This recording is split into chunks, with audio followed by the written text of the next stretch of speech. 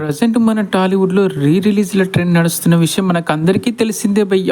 అయితే రీ రిలీజ్ల రికార్డ్స్ అంటే ఇద్దరే గుర్తుకొస్తారు. ఒకరేమో పవర్ స్టార్ పవన్ కళ్యాణ్, ఇంకొకరేమో సూపర్ స్టార్ మహేష్ బాబు. వీళ్ళిద్దరూ రీ రిలీజ్ల్లో ఒకరికొకరు పోటీ పడుతూ ఉంటారు.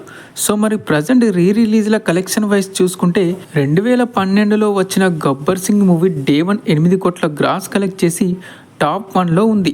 దాని తర్వాత మురారి 7,80,00,000తో సెకండ్ ప్లేస్లో ఉంది. ఆర్యా 2 7,50,00,000తో మూడవ స్థానం.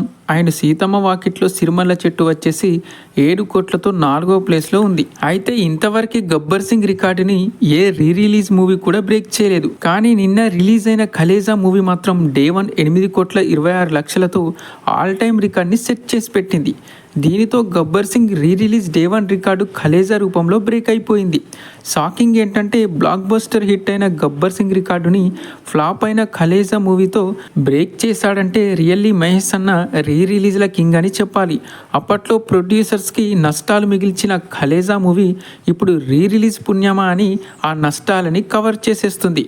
మరి వీకెండ్లో ఖలేజా టోటల్గా ఎన్ని కోట్లు కలెక్ట్ చేస్తుందో కామెంట్లో చెప్పండి భయ్యా.